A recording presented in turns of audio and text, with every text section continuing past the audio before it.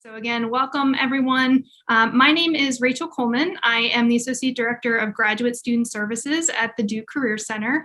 And today what we're doing is putting on a panel about navigating career uncertainty. Understand that with everything that's going on right now, it's a difficult, challenging job market. There's definitely some uncertainty. There's a lot of changes going on. So we're very fortunate to have an excellent panel of alums who graduated in '08 from their respective program. And they're going to share with you a couple of their experiences, their perspective, what times were like for them, advice that they have, resources, and just anything else that they want to share from their experience graduating in 2008. So the way that the panel is going to run, I have a series of questions to start us off. And then with whatever time we have remaining, I would definitely encourage you to ask your questions. You're welcome to use the chat feature, or you can raise your hand and we can open it up to floor questions. But to begin, the panelists we have today, and maybe we could just give a little wave. We have Dr. Sarah Taylor Ellis with us today. Christian Liu. Robin Taylor, and Dr. Mike Quigley. Okay, so thank you all so much for being here. I am going to start with the first question.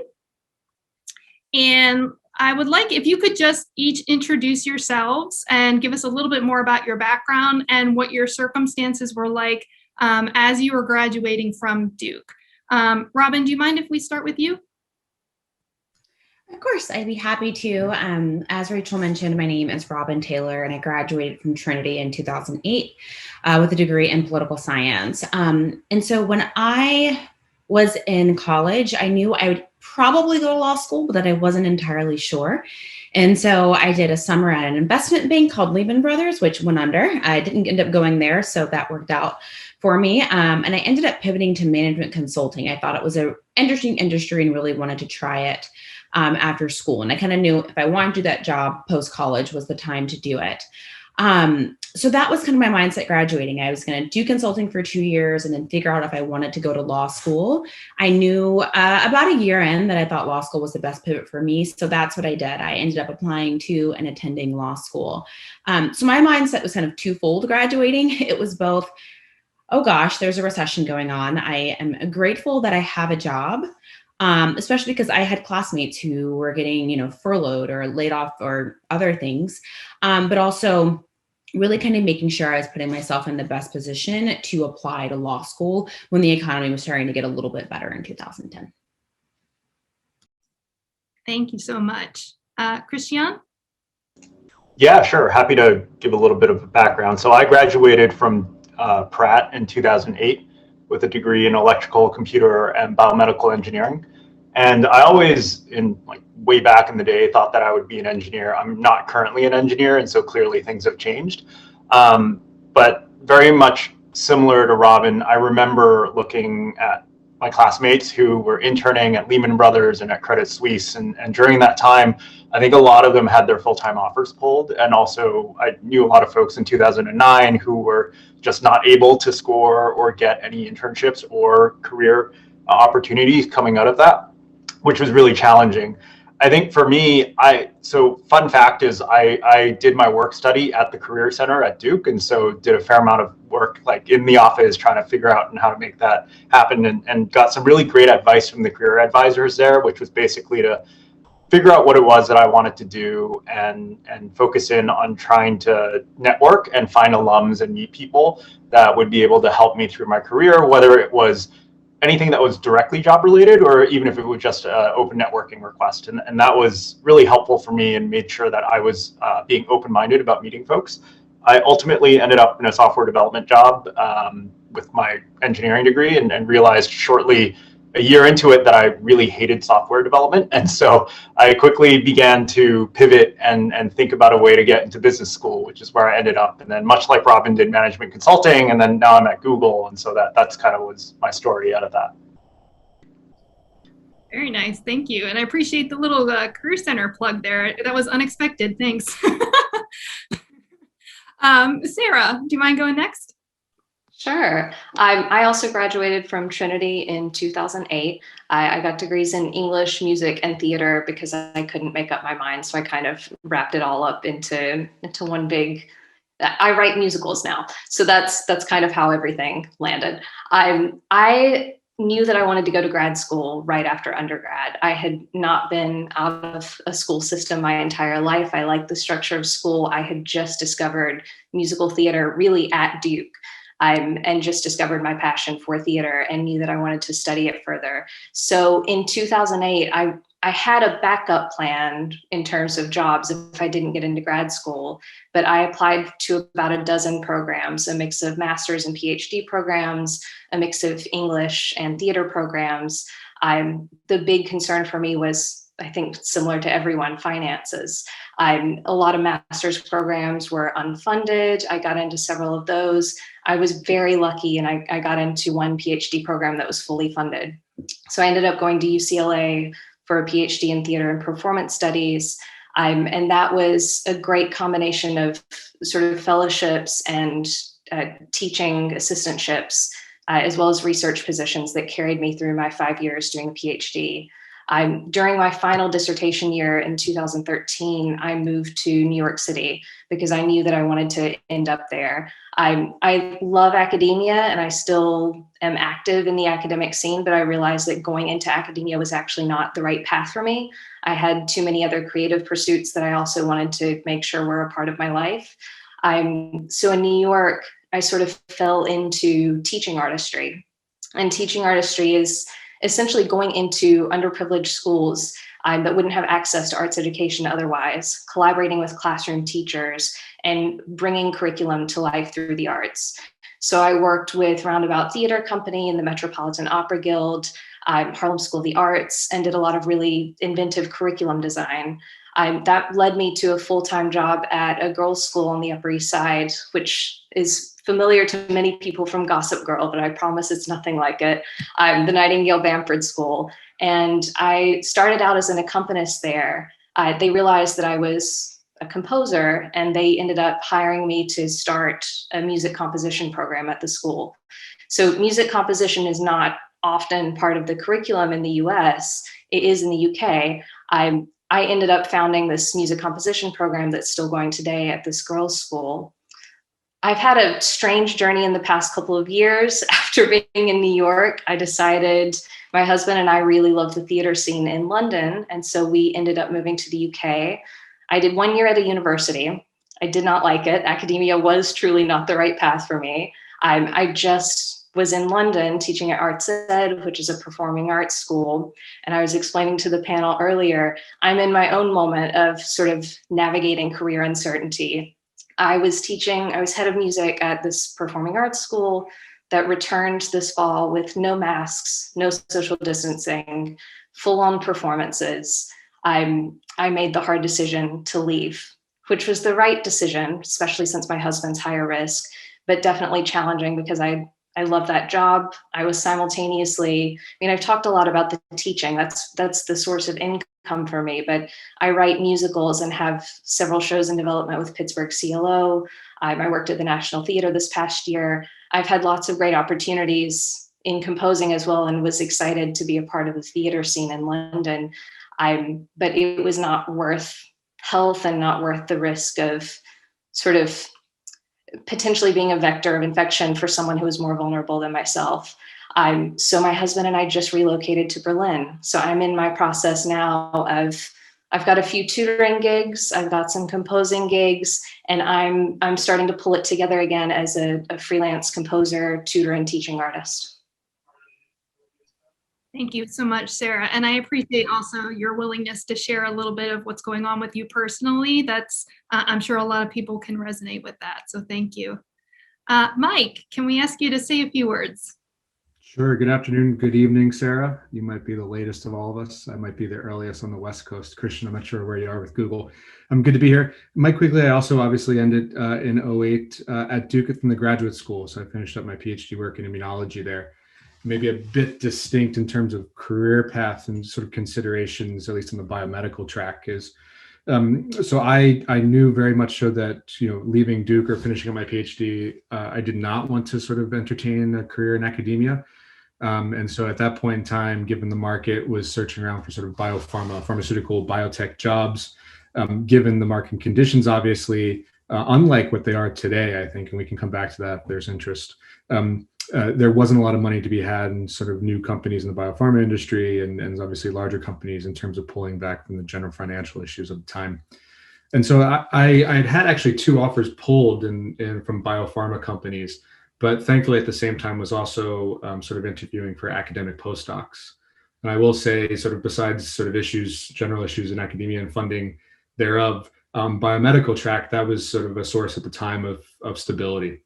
And so wound up sort of approaching it by 2 means: 1, stability, but 2, with the mentality of a path that would not close any doors. And so in the biomedical sort of realm, and the academic postdoc certainly doesn't close any doors from a career path, at least along those scientific tracks or otherwise. Did dabble, like Robin and Christian, with some the notion of management consulting, but it wasn't for me, just even conceptually. So did an academic postdoc, actually a fairly short one, just a couple of years up in Boston in the Harvard system. At that point in time, in 2010, things started to pull back for some of the large pharmas in terms of balance sheets and sort of projected outlook and things. And so I actually made the jump into industry in the biopharma sort of R&D efforts, and that's where I've been since. So been east and west a few times, and now back on the West Coast in the Bay Area. Thank you so much, Mike. And I hope our participants can see why our panelists are here. They have such unique, interesting, fascinating backgrounds, and I think that they're going to have a lot of great perspectives to share with you today. So I'd like to kick off with our first question, and this one is open to whomever would like to respond.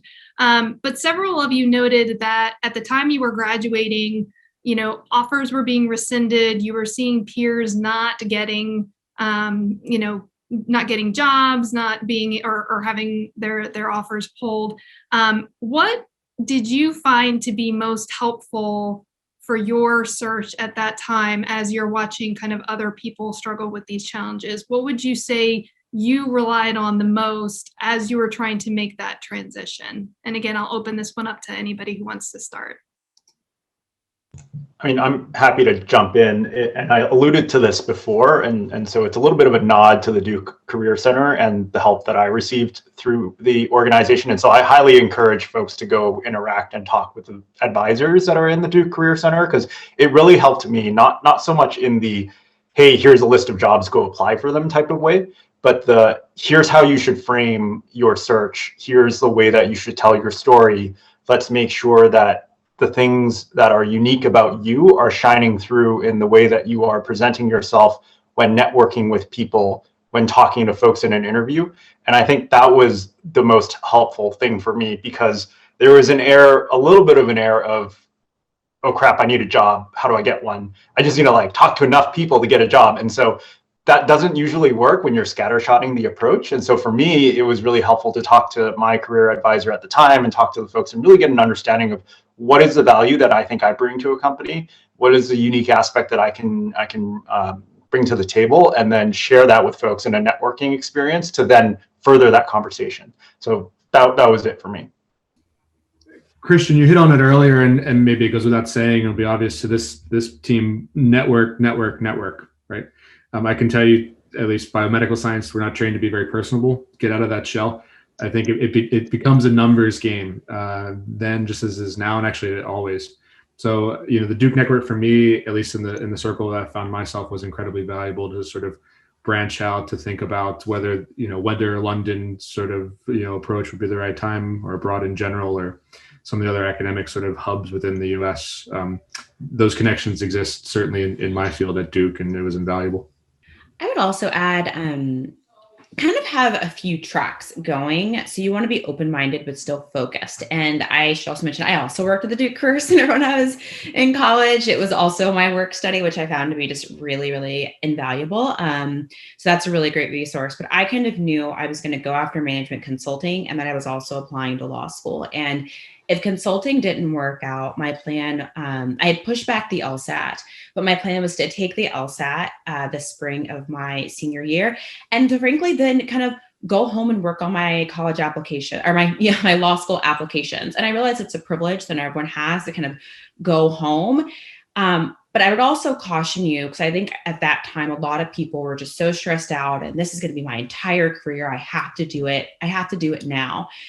You have time. It will be okay. If you don't find that perfect first job, you're going to have time to pivot. And that's what my parents were definitely telling me was, you know what, Robin, if you can't get the job you want, come home, study for the LSAT, and you'll apply to law school. And you can do something in that interim 1 year. And that really kind of took the pressure off, especially as my friends were getting jobs before I did. And then my friends were getting into law school programs. And I was like, oh gosh, what's my future going to be? So certainly a privilege, but it was definitely something that was really kind of good for me mentally that last year.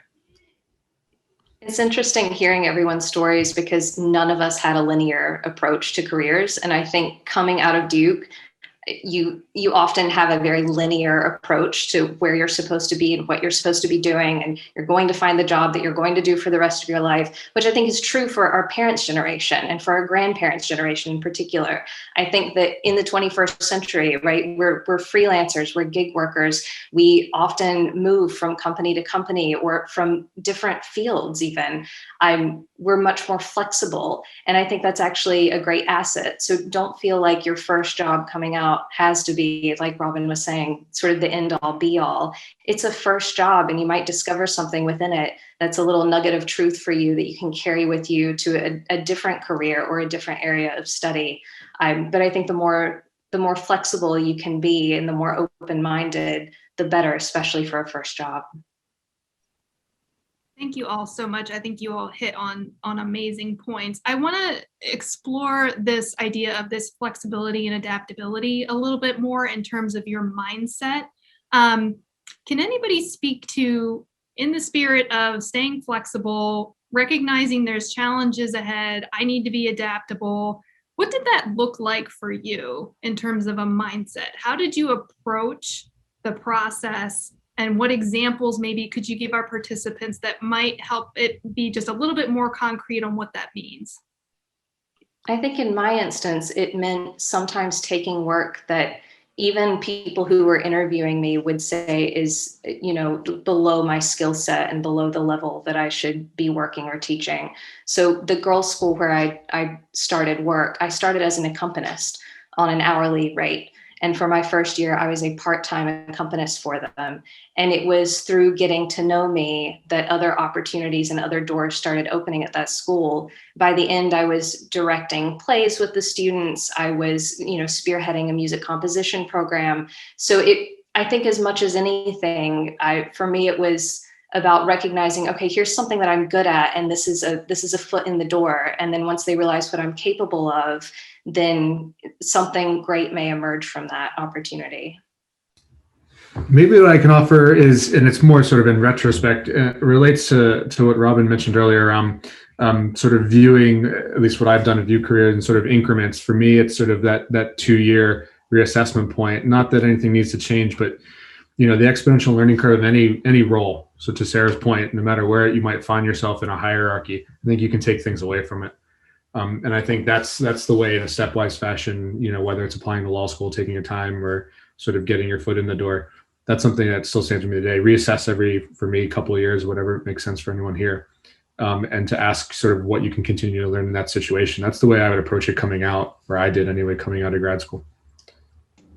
I can see why Mike considered consulting, because that's exactly what consultants do as well. Every 2 years, they reevaluate whether or not they're in the right field. So it definitely resonates. And I think for me, the way that I thought about flexibility was, as long as I'm reasonably pointed in the direction of things that I want to work in, I think that's what really mattered to me. So coming out of Duke, one of the things that I really wanted to work in, or I thought, was technology. And so I said, okay, I'm going to go work at Red Hat and do some technology and software development. Realized I really didn't like it. And so I did some soul searching and was like, okay, what is it that I really want to do? And so I ended up in healthcare policy, and just kind of have been on that track for a while.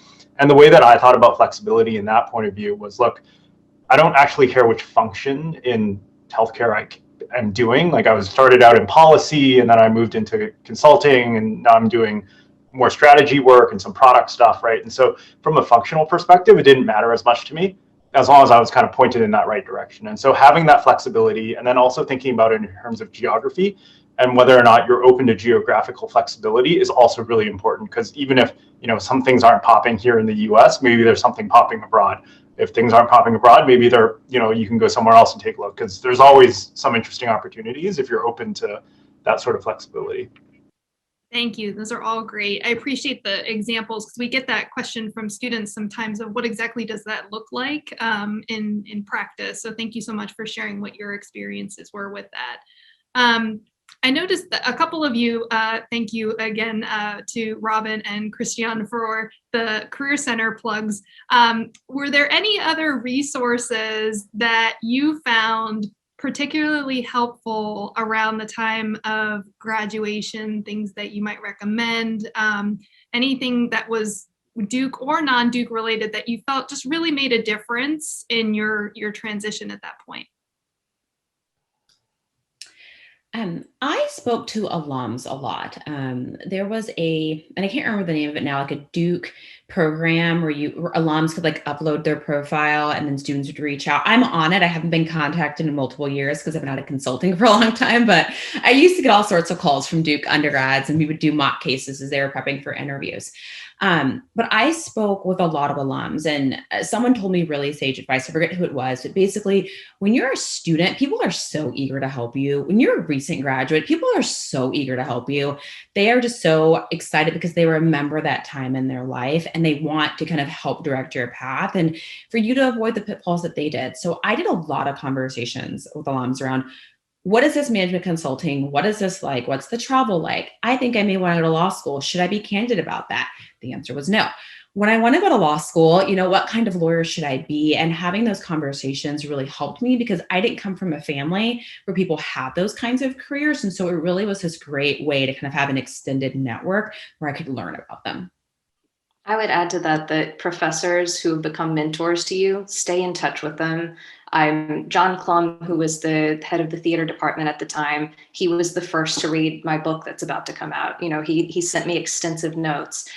Professors that you've been close with, they absolutely want to stay in touch with you and they will continue to work with you and to support you through the rest of your life. And even as I've moved to Berlin, you know, I'm no longer a student at Duke, but I immediately reached out to Blue Devils that I knew were here. So Dan Karslake, who's a filmmaker, he had been a guest at my Duke in New York program in 2006, and I remembered him. He didn't remember me, of course, but as soon as I got here, I reached out to him and we took a nice walk together the other day. The network is real, and it's more than a network. I think that I always hate the term networking, but these are like collaborators and people that will support you and really are keen to have conversations and like help you in any way they can. And that will continue, you know, far beyond the time that you're a student. So any point in your life you're making a transition, reach out to the Blue Devils. Not much more to add. I just to echo both Robin and Sarah. I mean, recent alums 2 to 3 years prior had gone through that transition, slightly different times, picking their brain on what they looked out for and some of those options and where they found themselves then to sort of foster a network. And for me, it wasn't actually full professors. I mean, they were helpful, don't get me wrong. Assistant professors who had just transferred into Duke because they went through that process as well. That was most helpful from a job market perspective. And then for me, a little bit outside of the Duke world, one of the things that I like maybe 6 months or 7 months after graduating was I started to volunteer for and help out in nonprofit organizations that were kind of either professional associations or involved in the field that I was working in. And so an example of that is that there was a group in DC that was focused on public service and supporting students that were coming in and doing internships in public service, either on the Hill or for federal agencies or for nonprofits.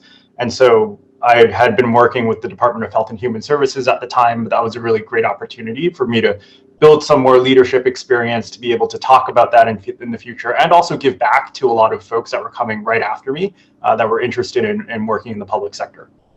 Thank you so much. So I'm hearing, you know, making use of existing programs, both in and outside of Duke, as well as networking and connecting with alums.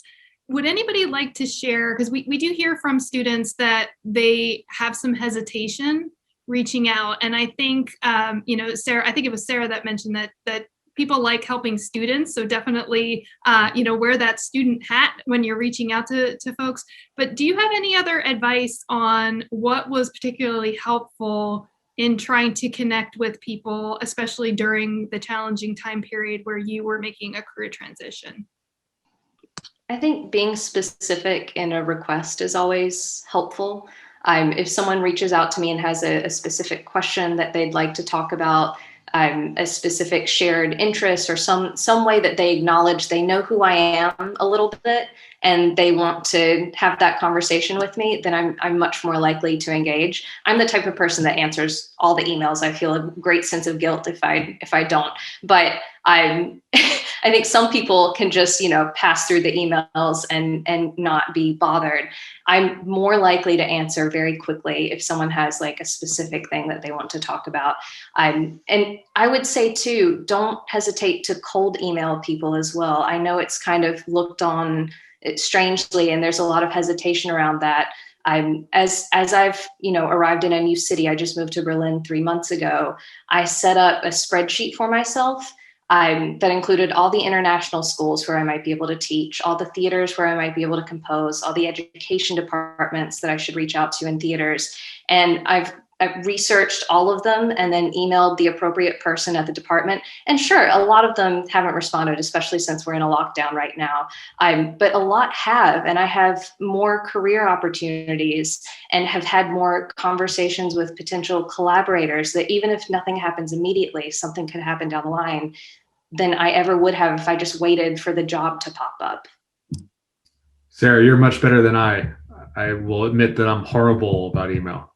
So but importantly, to echo Sarah's point, look for even a second or third sort of order of association, and in any hook will sort of significantly help, at least in my opinion, of getting that conversation and that networking picked up. And I'll make sure to email you if I'm in Berlin, Sarah. One thing I will add it's career advice I received after I graduated, but someone said, after you have the conversation, always write the thank you note, which I think is just good form. But then someone told me to add and finished it with, and if I can ever return the favor, please don't hesitate to ask. And it's such a small thing, but I think it, one, kind of shows that you're interested in having this kind of symbiotic relationship, but two, you would be surprised how helpful you can be to other people. So I've had people ask me, not Duke alums, but, my kid really wants to go to Duke. Can you tell me what that experience was like? Or, I know somebody who wants to try this industry. You've worked in that, or this person. And it kind of creates this more organic relationship that I think can be really, really great. Yeah, I think that's really true. The other thing I would add is if at the end of the conversation, you can add a question of, are there other people based off of the conversation that would be relevant for me to talk to, that you think would be interesting for me to introduce to? Like either way, even if it's something where I can help them or they can help me, that's usually helpful. And I'd say, you can send out 1 million requests and only get like 3 or 4 back, but if you can get those 3 or 4 and keep building on them, then it starts to work, right? And that's what really makes a difference in the networking game. And so don't be discouraged if you don't get a lot of responses back. It's just the name of the game is with this is it's a little bit of a numbers thing, but once you get a couple going, it becomes a lot easier. Great, thank you all.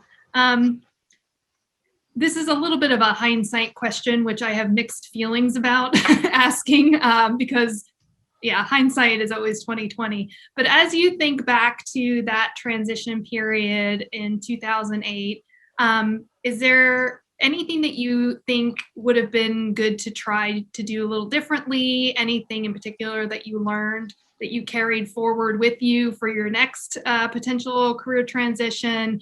Just any lessons learned from that experience? So I'll go back to something that Sarah suggested, and this is relevant because I changed jobs in April of 2020, which is at the beginning of this pandemic.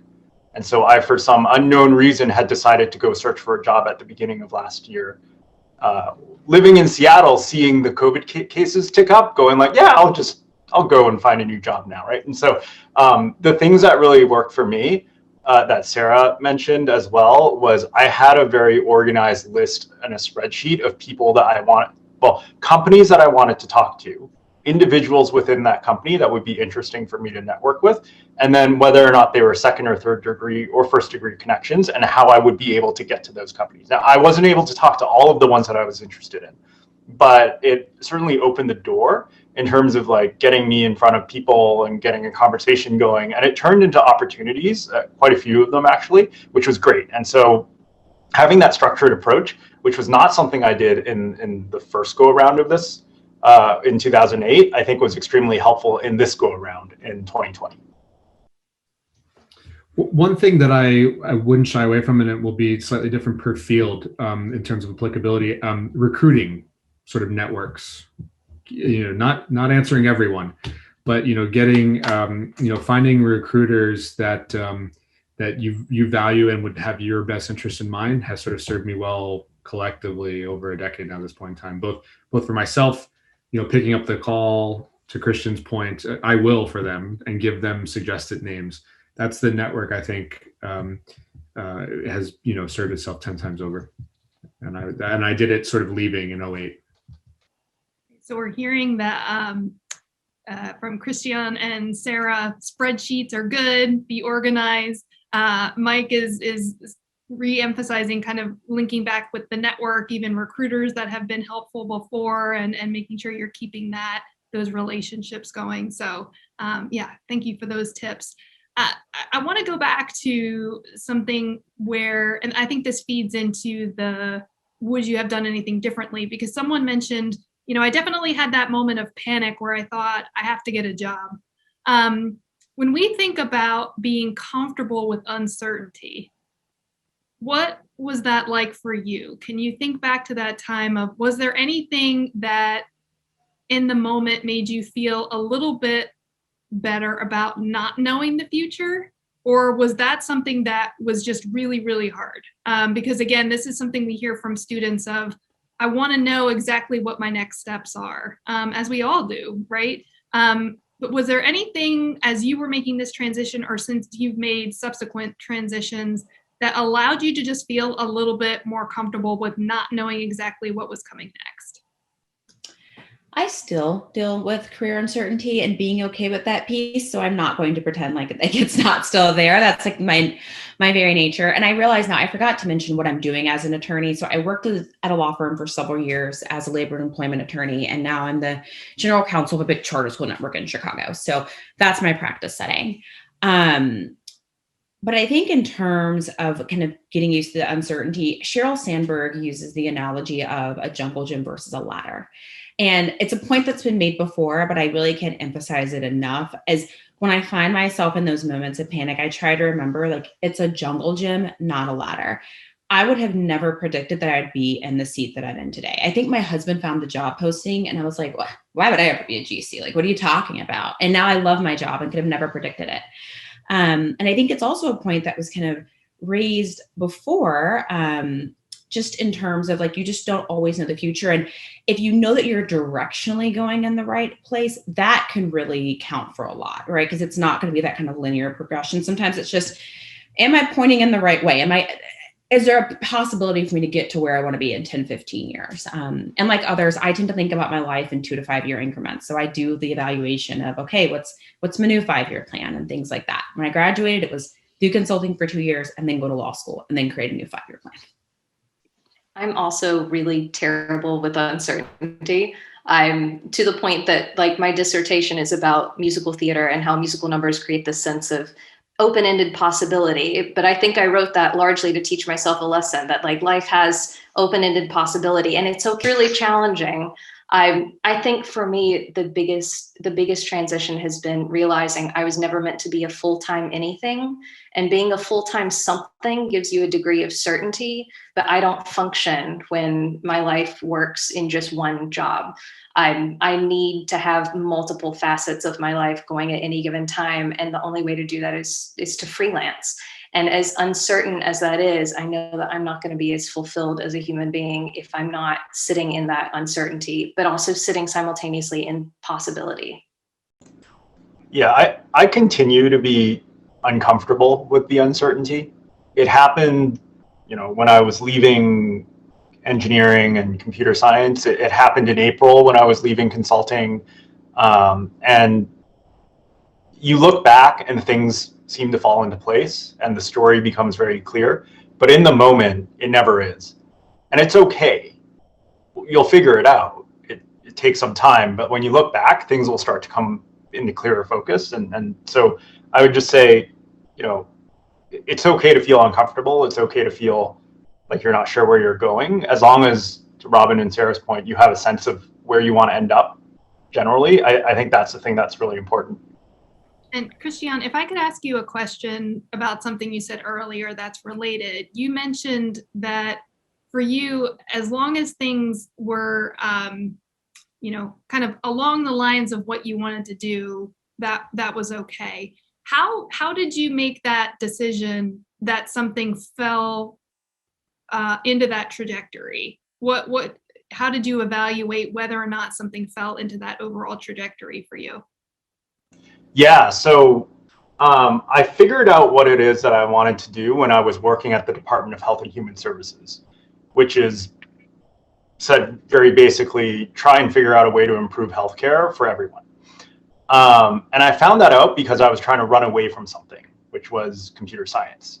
Like, I knew I didn't want to do that. And so essentially I was like, well, my girlfriend at the time, who was also a Duke alum, found a random job posting, much like Robin's husband did, for a division in Department of Health and Human Services that she had interned at, and was like, hey, go check this out. It's a little bit different. Maybe you'll be happy. And so I gave that a shot. And I just kind of figured out that I really loved working in a field that had impact on people and bringing together technology to transform the way that healthcare was being delivered. And there's a lot of aspects to that are interesting, one of which is policy, which was where I was focused on. But there's also pieces around that related to financing from the venture capital side. There's a strategy and operations angle to it in terms of how do you actually run the companies and bring these products to market. There's a product development and research side in terms of figuring out how those actually get handled. There's a customer engagement side. So I didn't necessarily care what function I was in. I just cared that I was doing something that combined healthcare and technology and made the world a better place. And I was like, okay, if that's true, then I just need to look at the company, understand what they're doing. Does it make sense to me? And if it does, then I'll figure out a way. It doesn't matter what I do. I'll just work there and figure it out from that point. That was the way that I had kind of put my North Star up there and chased after it. Thank you. I think that's really helpful for students to hear that too. Again, how do you make that determination? Does anybody want to tag on to anything you just heard from Christian? I know I kind of jumped in there. I don't want to cut anybody off. Do you have any other thoughts? Maybe just briefly, the way I view it is there's ambiguity is here to stay. We have to find sort of tools to deal with it. The way I think is sort of approach in terms of helpful is to there's different time horizons and therefore the appetite to take on ambiguity. If you have a mid to long term, Robin's 5-year, 2-year, whatever it winds up being for every individual, that's a little more palatable, at least to me, than the next sort of 6, 9, 12 months. So that versus, the other axes of sort of skill sets. So a little bit to Christian's point, if you don't care exactly what it is, but generally the phenotype that you're looking to sort of step into in the next sort of time frame, what are those building blocks? It might not be a ladder, it might be, the playground. What are the building blocks you need to get there, and where can you get them? What does it look like? And it could look very different, but in the end result be where you want to be, roughly, or change along the way. And to piggyback on that as well, I think that company culture, like Christiane was saying, it sounds like you wanted to work at this company largely because it was doing something you believed in, but also it sounds like it was just a nice place to work. The people that you're working with on a daily basis matter so much, and you want to be sure you're surrounded by people that you can collaborate well with, that you want to spend time with. They don't have to be your best friends, but you want to be in a culture where you feel valued and where you feel like your opinions are heard and where everyone is on the same page largely. Thank you. So we're hearing this theme of trying to become comfortable with being uncomfortable as much as possible. Yep, the ambiguity is here. And you're hearing from the panelists that it's okay to feel uncomfortable, that that uncertainty, it's a little bit of human nature to not feel great when you don't know exactly what the next steps are. But I love, Sarah, one of the things that you said was, sitting with that, but also sitting with possibility. So kind of framing it in a different way so that it's not focused so much on the uncertainty, but the openness to possibility. That was really neat. So when you all transitioned into your next role, this was actually a question that was submitted from some of our participants. Did you find that there were knowledge and skill gaps just because perhaps you were going into a field that you didn't anticipate you were going to be going into because of the market or whatever the situation was? Did you find that there were knowledge or skills gaps when you transitioned into that role? And if so, how did you navigate that? I think I can speak a little bit to that. So when I'll talk about the pivot from being in a law firm where I was a specialist doing one type of law all day, and I knew that law very well, to going into this general counsel position where I was expected to be much more of a generalist. So getting questions on labor and employment, but also corporate governance and real estate and intellectual property and school law. And I mean, just the array was a lot. And I'll be candid, right? In those also the first 12 months, I was overwhelmed. Like there are just so many things. And I was like, there are so many laws. I don't know all the laws. Like I know a lot of laws because I had to learn for the bar, but I don't know all the laws. And then you're trying to apply them to the facts in your situation. I think it's a few things. One, I think you have to be committed. Well, three things. One, pick a good employer that's going to give you that grace and realizes that you're on the jungle gym. Two, always be committed to kind of self-education. So I would buy books and try to teach myself these things. And there's nothing like on the job training, but I think trying to really educate myself was important. I have both my husband and I have like tons of books where we just like read about our industries. And I would say three, and this was kind of not a shock to me at the end of college, but hard work doesn't stop when you finish school, right? Like I think on some level, I thought, you know what, I'm going to grind it out at Duke and I'm going to grind it out in law school. And then when I get to my career, I'm going to work hard, but like the time of going at 9 to 10 is over. Like, and that's not really true. And to be clear, you pick your career with the lifestyle you want in mind, right? Like there are some folks I know who are going 12 out of 10. They are very high powered and that's the life they want. And it's awesome. But I would keep in mind that if you want an interesting career over the long term, you're always going to be learning and you're always going to be uncomfortable and that you're always going to be working hard. You'll have periods where you feel like, okay, good, I got it. And then if you're at a good employer, they're going to keep pushing you and you're going to be like, oh, now I'm uncomfortable again. Now there are new things for me to learn. So those would be the things that I really focused on in terms of kind of making that next leap to the next job. I would agree with Robin. The self-education is so important, and it's why we're Blue Devils. Like we love learning and we love continuing to learn. I've had so many moments in my career, especially moving countries, right? I was doing the same job basically as I was in the US, but the UK has a completely different educational system. So I had to learn what GCSEs and A levels and all of these different systems were. Now that I'm in Germany, I'm learning German and I'm loving it. But there's so many different sort of barriers that you will hit up against. And instead of seeing them as barriers, they are great learning opportunities and opportunities to just keep engaged and keep progressing and learning throughout your whole life. I will say one of the things that has been really helpful for me, in addition to having a growth mindset, is being able to fall back on my Duke education, which is primarily related to the notion that even though I studied electrical, like engineering, and I'm taking it to other fields, there are things that are common as you progress in your career. And so these things are your critical thinking skills, the ability to frame up problems in the same way, understanding how to do research, figuring out how you actually go talk with people and get things done, project planning. All of these are consistent transferable skills that they're not specific to engineering or to consulting or to management or to business. And so being able to rely on those capabilities that you've built over your time at Duke and apply them to your career as you go, I think is a part that's really, really important as well. Yeah, just a point of emphasis for me. I mean, prior to coming to Duke, where it was sort of deep technical sort of training, expertise, scientific in nature, my undergraduate degree is from a liberal arts sort of school.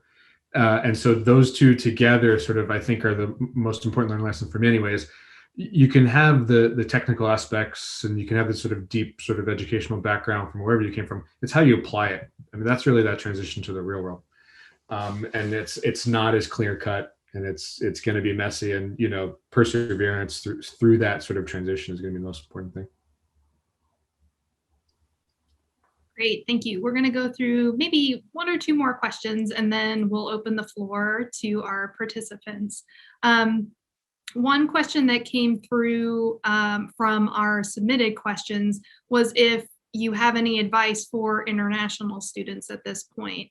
And I understand that's, that's a specific population, but if you have, experienced it yourself, or you operate in a hiring fashion where you could speak to that in terms of international students.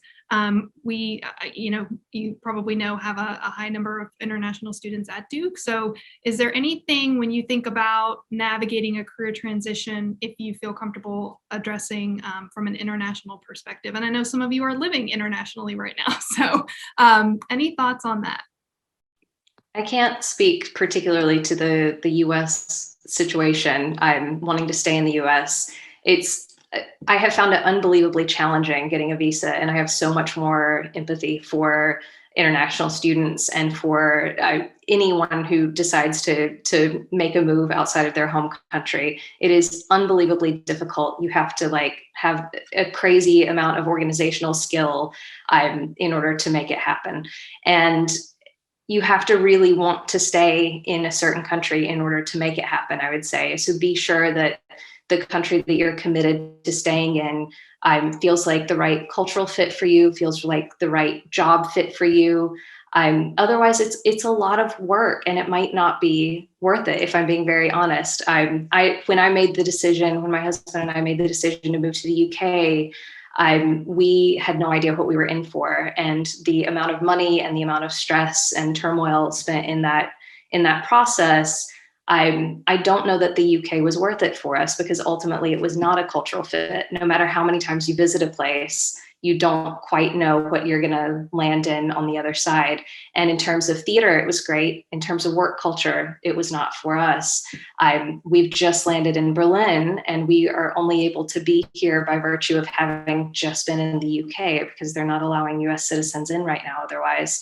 And we are so grateful that we had that loophole. This is a city that we would have not landed in otherwise, but culturally, it feels like it's holding us in a different way. And it's much more open in terms of the visa process.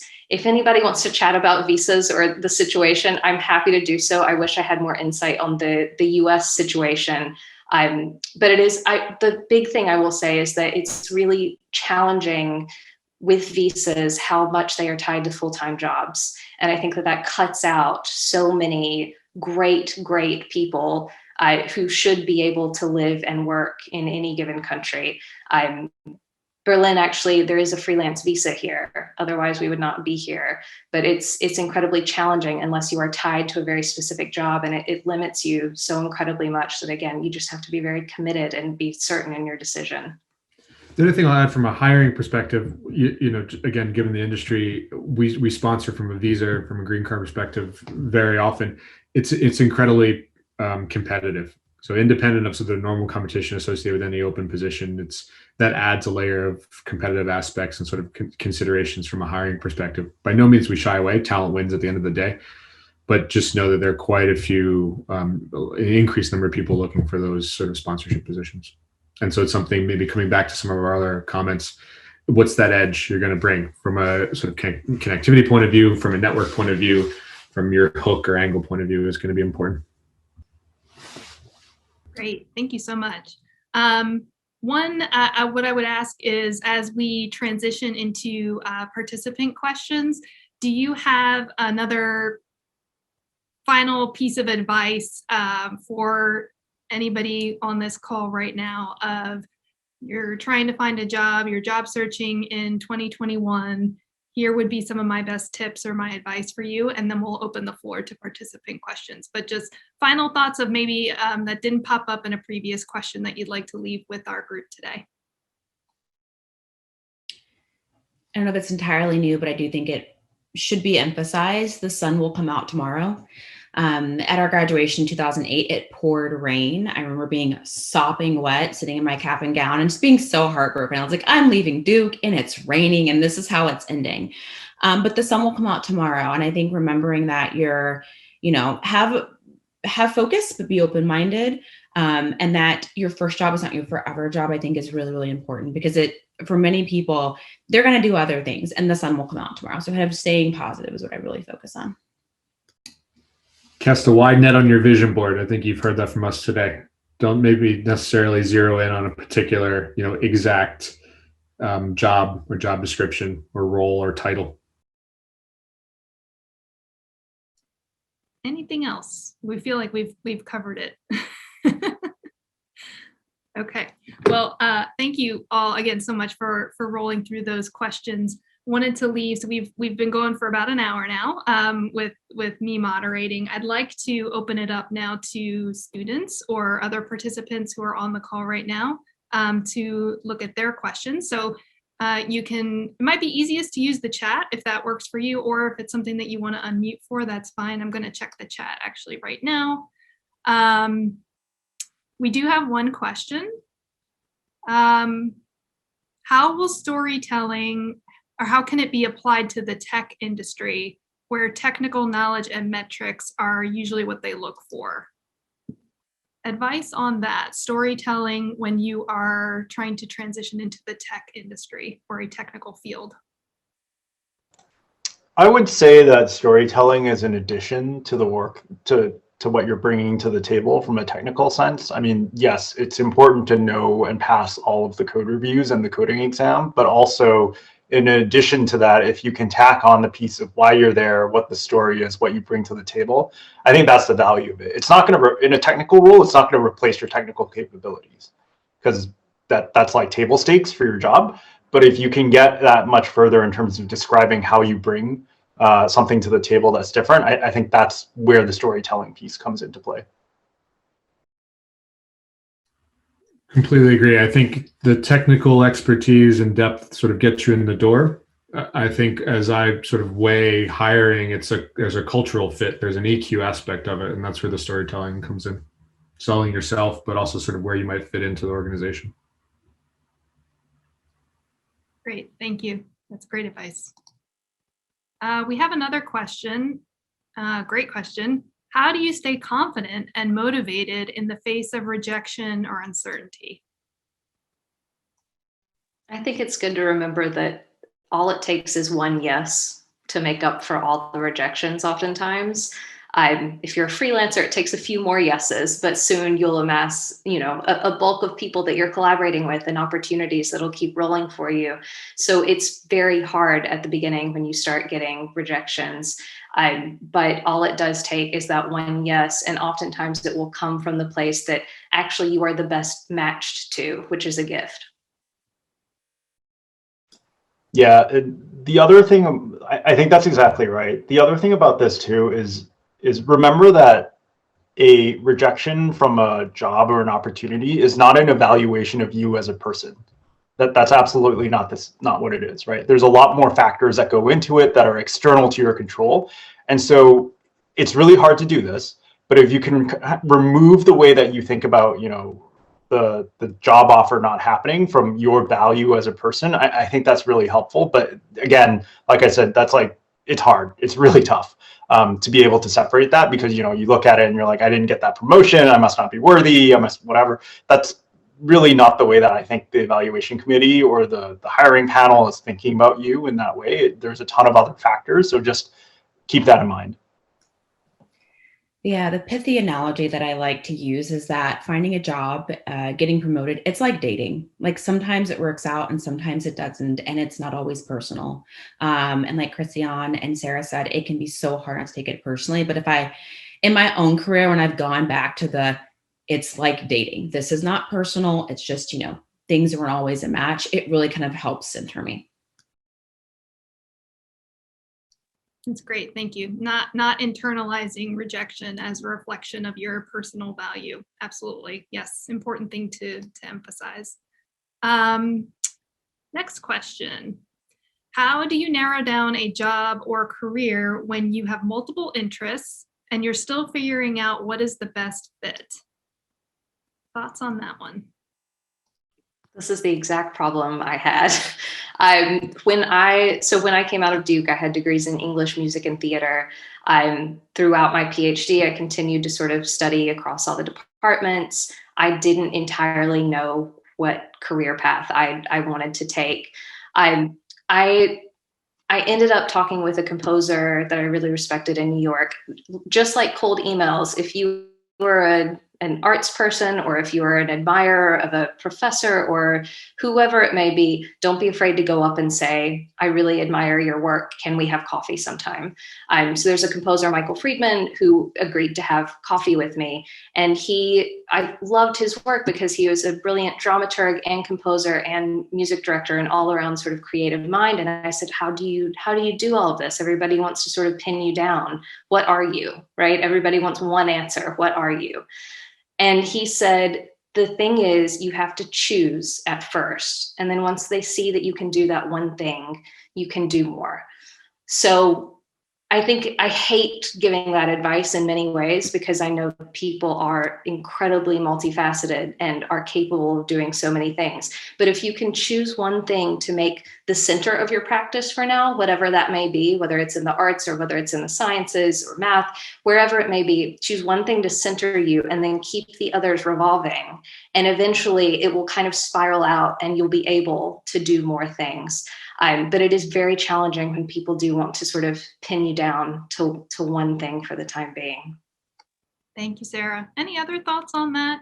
Anybody else experience, I have multiple interests and I'm not sure how to use that? I guess maybe back to one of my initial comments, the way I view it anyway, for better or for worse, is again, back to the stepping stone analogy and not closing any doors. So, you can always pivot. Some pivots are harder than others. Some backtracks are, take more from a career perspective. So practically speaking, the way I would view it is, what is there a common theme to your variety of interests? And is that the skill set you can think about building first as you sort of work through where you might want to go next? Great, thank you. Other questions from the audience?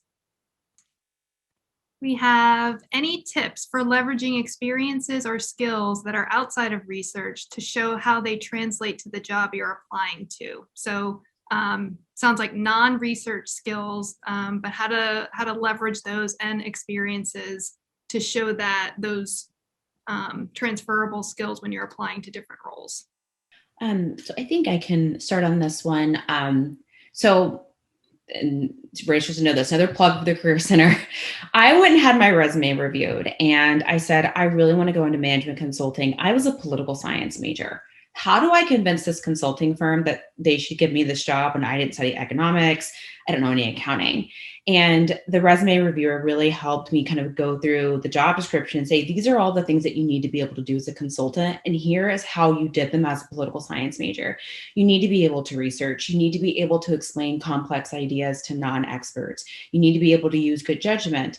And so I would really sit down with the JD or the posting or whatever position you want and really go through and kind of highlight the skills that they're looking for, because I'm going to bet more of those are transferable than you realize. Christiane made a really, really good point that the toolkit that you have is really skills-based, right? It's the problem solving and the communicating, and that really tends to translate across a lot of jobs. I would also add to that, be sure your cover letter is very specific and very explicit about how you are the exact fit for that job. And that kind of fits into the question about what do you do with many skill sets as well, with many different interests. Anytime you're applying to something, you've got to completely rewrite that cover letter and ensure that it is catered exactly to that position and that you're proving you have the skill sets for it. I think that goes a long way, because eyes can glaze over in reading a resume. It's important to have your skill sets highlighted and sort of bolded. Cover letter similarly, like even sometimes I do bold things within my cover letters to be sure that they see what is most important and why I'm the best fit for a position. Thank you so much. For those of you in a hiring position, do you have thoughts on that? If you have someone who doesn't have the exact background or expertise that you're looking for, how do you weigh or evaluate transferable skills, and what stands out to you in their application materials? It's a little back to the storytelling bit. I will say, and maybe Kat, this is, maybe I'm not in the position to answer if it's outside of research, but back to the earlier conversation, for my sort of world, there is a technical sort of barrier to entry, generally speaking, for most roles. You can come from different technical backgrounds, and if you can apply that depending on the level of the role, then that's where this cover letter, or that's where that EQ conversation and drawing from past experiences. And for me, it's, a recurring theme here. It's problem solving. So how did you fix something that's going to be applicable to this role in a past life, past experience? What do you bring to that table above and beyond, the sort of core requisites? Great. Thank you so much. Oh, go ahead, Christiana. I just saw you on mute. Oh, I was just going to say that from a hiring manager point of view, I typically look for past instances or examples where the candidate has demonstrated some sort of relevant experience. And so if it's like, hey, the role that I'm hiring for is someone that understands strategy in the healthcare space and knows healthcare tech, right? And so you would think, oh, if you've worked in this field before and you understand, you've been a strategy consultant and you know healthcare super well, and that would be a shoo-in for the position.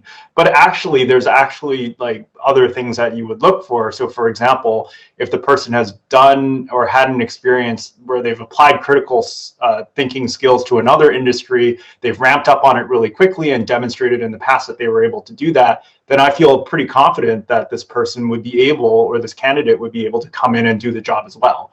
And so that's kind of the thing that I look for as a hiring manager is past experiences where you've described something that's kind of similar and shown success in that role. Great, thank you. And we talk a lot in the Career Center about the value of impact statements and results-oriented descriptions on the resume. And it sounds like what we're hearing is if you can provide that evidence, even if it's not in the exact same field or industry, that's helpful just to make sure that people can see the qualification, those transferable skills. Great question. Other questions from the audience? Okay, so we have a question. If the panelists have any tips for transitioning to a more technical role from a non-technical role. Rachel, can you repeat just the first part of the question? Sorry. Sure, yeah, no problem. The question is, tips for transitioning to a more technical role from a non-technical role.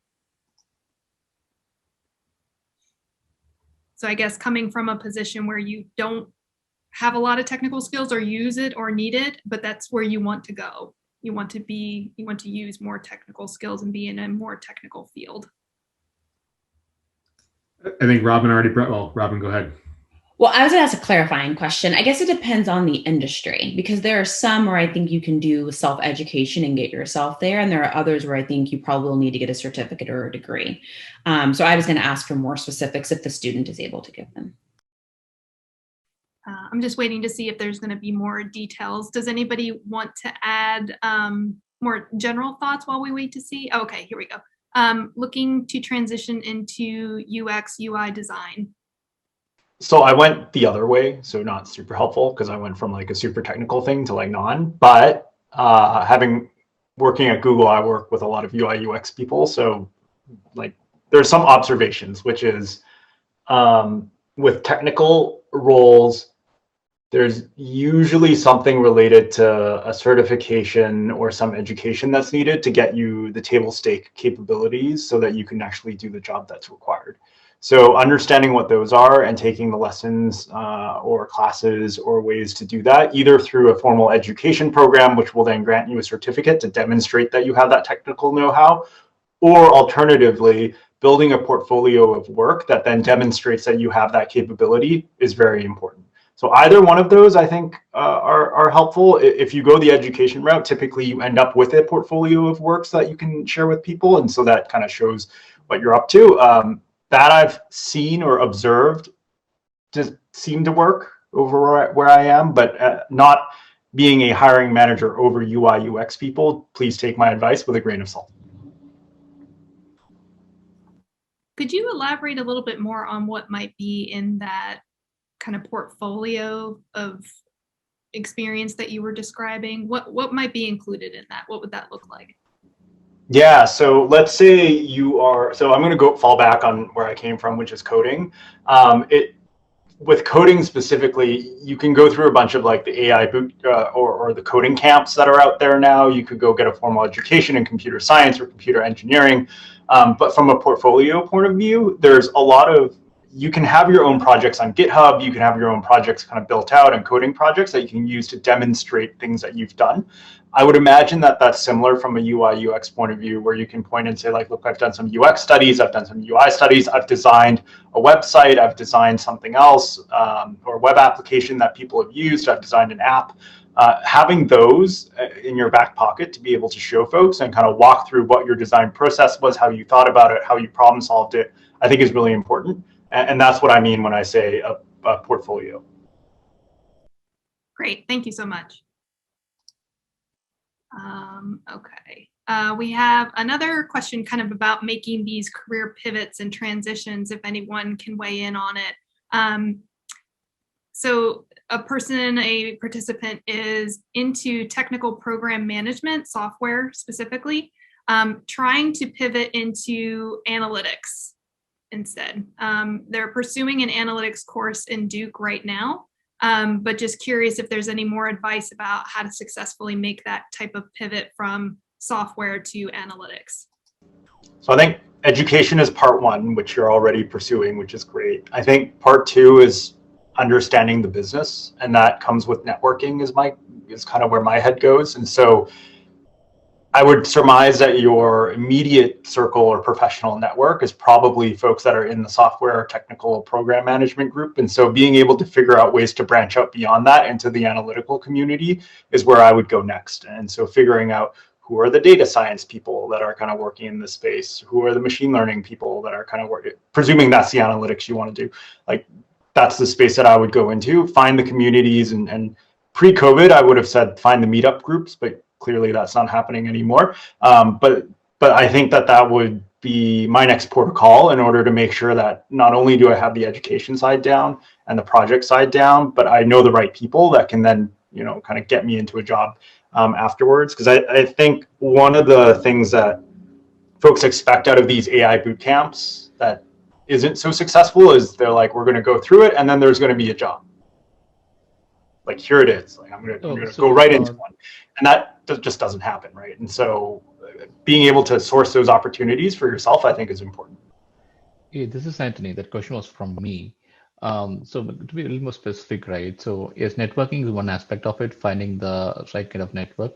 The other aspect is in terms of in the job per se, like once transitioning to the job based on the new skills that I've acquired, is it like, my question is like, should I go take a tech PM space in a tech PM role in analytical projects to start with, then slowly pivot into analytical space, or is there still opportunity that I can directly get into analytical space after I finish this, based on the technical background I have? I think, okay, tough answer, because it kind of goes back to the jungle gym that Robin was talking about. There's no clear path in terms of which one is the best one. And I know that that's going to be a wholly unsatisfactory answer to folks, but honestly, there's no clear path, right? And so you just kind of have to try it and stick to your guns and hope that one way is good, and talk to enough people to get a sense of, does this make sense for you? Because the right answer for you may not be the right answer for someone else. Got it. Okay, thank you. Thank you. Thank you. And I don't know, Robin and Christian, if this was a mantra when you were at the Career Center, but we often say, it depends. And that's the answer. We joke about like making t-shirts that just say, it depends. And I know, again, it is an unsatisfying answer, but sometimes that is the best answer, because it can very much depend on your personal circumstances and the field. And so, yes, thank you for that. Yes, I understand. I also say it a lot as a lawyer. It's also wholly unsatisfactory to people, but sometimes it really is true. Any other questions from the audience? Okay, so we do have a question about if the panelists would be open to being contacted after the panel.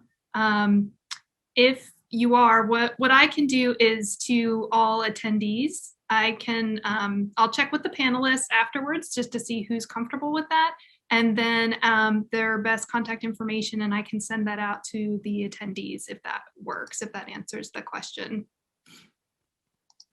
I'm seeing some thumbs up from our panelists, so it looks like they are open to being contacted.